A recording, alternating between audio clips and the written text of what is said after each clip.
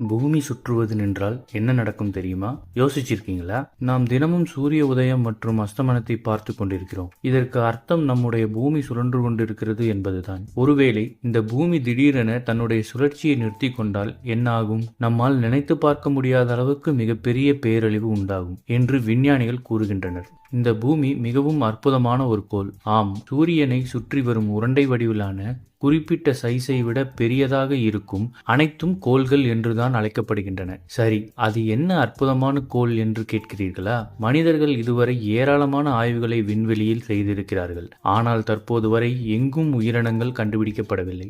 இன்று தேதி வரை நாம் எந்த உயிரினங்களையும் பூமிக்கு அப்பால் கண்டுபிடிக்கப்படவில்லை. அப்படியெனில் பூமி நிச்சயம் அற்புதமான ஒன்றுதானே. இந்த அற்புதம் தொடர்ந்து நீடிப்பதற்கு சில விஷயங்கள் நடக்க வேண்டும். அதில் முக்கியமானதுதான் பூமியின் சுழற்சி. பூமியில் சுழற்சி இல்லாவிட்டால் ஒரு பக்கம் இருட்டாகிவிடும், மறுபக்கம் சூரிய வெளிச்சம் எப்பவும் நிரந்தரமாக இருந்துவிடும். இதன் காரணமாக சூரியனின் புற ஊதா கதிர்கள் வெளிச்சம் இருக்கும் ஒரு பக்கத்தை மொட்டையடித்துவிடும். அதாவது புற ஊதா கதிர்கள் வீசும் இடங்களில் எந்த உயிரினங்களும் வாழாது. செடிகொடிகள் கூட அப்படியே மறுபக்கம் போனால் சூரிய வெளிச்சம் இல்லாமல் இருட்டாகி இருக்கும்.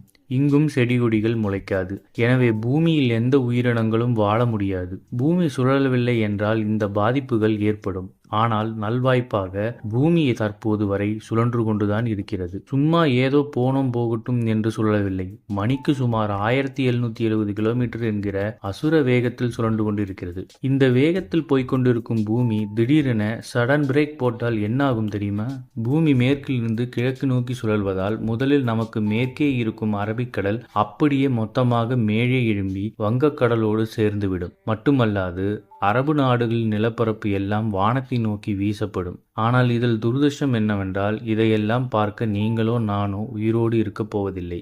ஏனெனில் கடல் நீருக்கு முன்னதாக மனிதர்களாகிய நாம் தான் முதலில் வானத்தில் வீசி எறிவோம். இல்லை, நான் வீட்டில் பத்திரமாக இருப்பேன் என்று சொல்பவர்களுக்கு ஒரு சோக செய்தி இருக்கிறது. அதாவது இந்த சடன் பிரேக் சம்பவத்தால் கொடூரமான நிலநடுக்கம் ஏற்படும். மனிதகுலம் இதுவரை பார்த்த நிலநடுக்கங்களில் மோசமானது 1960ஆம் ஆண்டு தெற்கு சிலி பகுதியில் ஏற்பட்ட நிலநடுக்கம்தான். இதன் ரிக்டர் அளவு 9.5. இதுவே 1600க்கும் அதிகமானோரை பழிவாங்கியது. இப்படி இருக்கையில் பூமி சடன் பிரேக் போட்டால் உலகம் முழுவதும் ஒரே நேரத்தில் ரிக்டர் அளவில் 12 வரை நிலநடுக்கம் ஏற்படும். ரிக்டர் அளவு 12ஐ தாண்டும் போது உலகம் இரண்டாக உடைந்துவிடும். எனவே நீங்கள் எங்கிருந்தாலும் மரணம் நிச்சயம். மனிதர்கள் மட்டுமல்லாது மற்ற பெரிய உயிரினங்கள் அனைத்தும் அழிந்துவிடும். சிறிய வகை மீன்கள் போன்ற உயிரினங்கள் கொஞ்ச நாட்கள் வரை உயிரோடு இருக்கும். பின்னர் இந்த பாதிப்பால் ஏற்பட்ட விளைவுகள் காரணமாக அதுவும் முழுமையாக அழிந்துவிடும்.